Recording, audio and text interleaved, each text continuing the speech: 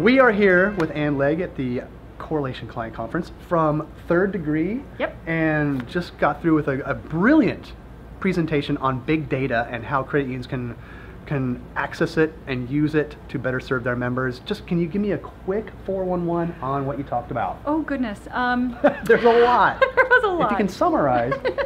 Bottom line is this. You've got to be able to figure out how you're going to have competitive advantage, how that's going to work.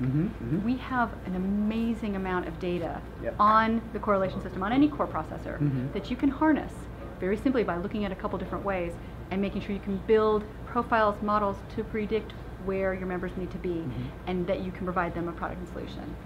That's kind of the whole gist of what big data is. It's taking all of this data, putting it into wonderful ways that we can use it, and then being able to get it out and be competitive. Got it. And you pointed out 3 big data uses. Can you name those 3? Well, 2. The third one. Well, you mentioned testing. Oh, testing. Sampling and innovation. And innovation. Yes, those are the big ones. I was going to say, I did talk about healthcare and the examples. Yeah, the examples. Yeah, I think the easy one is taking the very large census data and bringing it all down to here and knowing what's going on in a neighborhood, to the granular data of what are rents, how long are commutes, do people like the school, all that can be completely boiled down to something like that. Right, exactly. And I really liked how you brought, of all things, into big data, social media. Yes. I really liked how you brought that in with the Facebook, mining information on Facebook. Can you expand on that a little bit? Absolutely. Facebook is an amazing data resource because people put everything in there. So if I'm in a credit union position, I'm going to want to know what they're thinking next. Is it that they do need an auto? Do they have a lifestyle change? In the sense, are they getting married? Are they having children? I can see all that if I'm connected to their Facebook, either through my credit union's Facebook page or what have you, and I can get all that, and then I can start using that to start bidding, getting better products and services out there. I can also use Facebook for innovation. What do you think about this idea? What if we had this? It's like I said, it's like almost an amazing focus group in a way. You can ask certain people that may be in your certain group or your certain friend set, what do you think about this? Where should we go? What should we do? And you'll get very valuable information back. Exactly. It's the immediate feedback that you get. It's the creating the two-way conversation and utilizing big data. Oh my gosh. Yeah, it's a win-win all the way around. Exactly. And incredibly efficient and incredibly on demand. Yep, I agree. And these people have bought in too. So they're willing to to share. Because they're sharing everything already. Exactly. Yeah, that's the whole thing about it. Tell me about channel usage. You really emphasize channel usage and how important that is. Okay. A lot of times credit unions have thought that we're just strictly branch. That's our only channel. There's a lot of channels. We have the branch, we have the call center, we have mobile, we have online banking. So why are we just thinking about, gee, it's in terms of our branch? You should be looking at all of those. I'm sorry, and I forgot to say ATM as well. You should be looking at all of those and figuring out how are your members using these channels. Obviously the online channels are exceptionally more efficient, and many people are, they're going to this. So you need to be there and be able to provide them there and let them know that they have it. It's about engagement, it's about future usage, and it's about being viable and staying in the future. Indeed, and I really like the 3-column exercise that you did at the very end there, which had people kind of scrambling. Yes. Can you expand on that a little bit? Absolutely. It's something I love to do.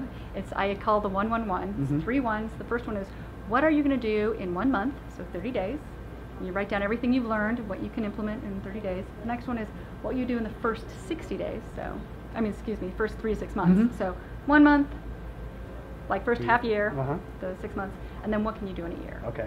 And then by channeling those, looking at it in those terms, you can say, what can I walk away with from the session and implement, and what should I start thinking about?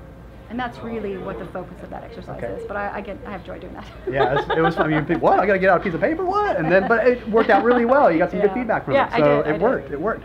One last question. Append data? Oh, append data. Append data. I'm sorry. Yeah. Tell me about that. Okay. So that goes back to the tables that they were talking about. So I now want to know, remember back in the day we used to have, I'm trying to think what a good example of it is. Appended data is any third-party data that you want to bring into your system. But you can go so granular as buying profiles. Like this person, it lives in this zip code, they have this education base, they shop at these places, they have the presence of children, they drive this kind of car, they listen to this kind of music. You can drill down that data that far and then create maybe an app or a solution or a communication channel or a whatever you want to reach that person. But it takes it and it just adds this third-party data that you have to purchase on top of all this incredible robust, and now you've got some data that is incredibly killer. Wow. So where do you see the future with big data? I mean, there's just so much information. But the great thing about all this information is so easily accessible. Where are we going to be a couple of years from now with this? Hopefully we'll be in a proactive setting. Hopefully we will have created offers, and they'll be, well, I mean for credit unions specifically, we'll have offers that we'll be getting to members before they even need them. Oh, like that? I like that and too. they would like that too, I would think. Really like that. They're like, how did you know that? How did you know I needed my car? And not creeped out by it because it's expectation. Yeah. But you know, this is wonderful, and you're giving me a great loan. You've bundled it with my other products and services I have with you. I have value. I didn't have to ask you. You pre-approved me. All I had to do was find the car. Woo! Wow. I mean, and at some point we'll be able to do it so it's all online too. Exactly. So I won't even have to. I just switched my phone and I bought my car. That'd be awesome. Wouldn't that be awesome? Wouldn't that be Well, great? cool. And Legg? Pleasure always. Third degree? Thank you so much. Thank you. All right, take care. Good presentation.